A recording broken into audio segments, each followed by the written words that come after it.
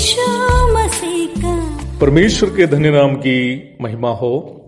प्रभात मनन के सत्र 1386 में आप सभी का बहुत ही विनम्रता के साथ स्वागत करता हूं। आइए आज का मनन के लिए हम पढ़ते हैं पहला तीमुथियुस अध्याय 5 पद 21। परमेश्वर और मसीह यीशु और चुने हुए स्वर्गदूतों को उपस्थित जानकर मैं तुझे चेतावनी देता हूं कि तू मन खोलकर इन बातों को माना कर और कोई काम पक्षपात से न कर। पिछले दिन हम कलीसिया की अगुवाई करने वाले लोग वचन के खिलाफ जाने पर उनको उनके पापों के विषय में अवगत कराने और उन्हें पश्चाताप की ओर अगुवाई करने के संबंध में मनन किए थे। प्रारंभ में पढ़ी गई पद में प्रेरित पौलुस ये समझा रहा है कि उस प्रकार के लोगों के खिलाफ किसी भी प्रकार के अनुशासन के कदम उठाते वक्त मन खोलकर किसी भी प्रकार के पक्षपात के बिना कदम उठाया जाना चाहिए। तीमुथियुस को समझाते वक्त प्रेरित पौलुस उनको ये भी चेतावनी दे रहा है कि ये बात तीमुथियुस से कहते वक्त परमेश्वर पिता, यीशु मसीह और स्वर्गदूत भी इस प्रस्ताव के गवाह है। मेरी समझ से इस प्रकार कहने के द्वारा पौलुस तीमुथियुस को अवगत कर रहा है कि कलीसिया में किसी भी प्रकार के निर्णय वो लेता है उसके परमेश्वर पिता, यीशु मसीह और स्वर्गदूत गण गवाह होते हैं। ये हम सबके लिए भी अवश्य एक चेतावनी है।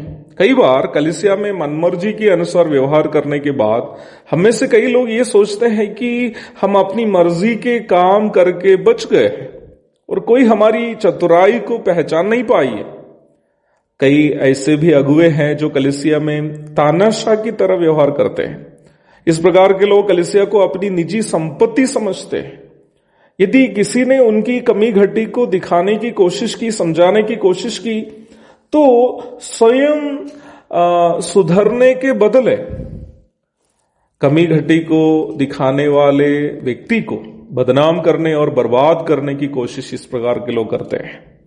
इस प्रकार के लोग अवश्य ये बात समझ ले कि आप जो भी कलीसिया में कर रहे हैं उससे कलीसिया के अन्य सदस्य समझे या नहीं समझे, परंतु पिता परमेश्वर, यीशु मसीह और यहां तक कई स्वर्गदूत देख भी रहे हैं और समझ भी रहे हैं। ना केवल आप बल्कि आपके कांधान को भी इसका जवाब प्रभु को देना पड़ेगा। ये खेल कूद नहीं है प्यारो।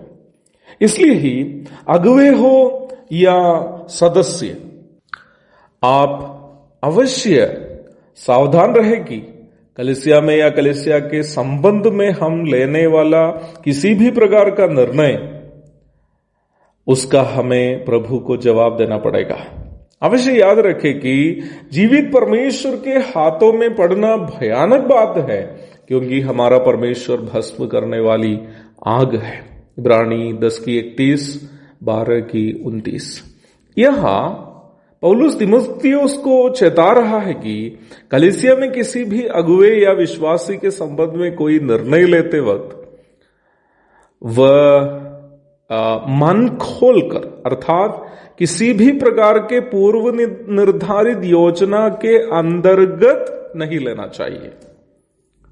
दूसरी बात, पक्षपात से नहीं लेना चाहिए, अर्थात इस प्रकार निर्णय लेना चाहिए कि आरोपित व्यक्ति अपना परिवार के सदस्य या मित्र या फायदे का व्यक्ति हो तो उस वजह से उसके अनुकूल में, या आरोपित व्यक्ति अपना पसंद का व्यक्ति नहीं होने के कारण उसके खिलाफ में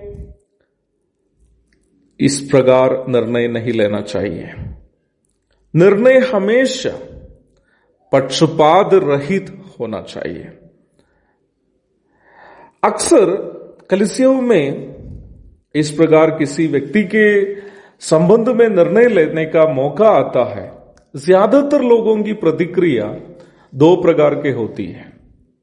पहला, यदि आरोपित व्यक्ति अपना आदमी है तो आंख बंद कर हम उनका समर्थन करते हैं और कोशिश करते हैं कि उस व्यक्ति को किसी भी प्रकार बचा ले। दूसरा, यदि आरोपी व्यक्ति अपना पसंद का नहीं हो तो आंख बंद कर उनका विरोध करे और किसी प्रकार उनको फंसाए। वास्तव में ये दोनों प्रकार की प्रतिक्रिया गलत है।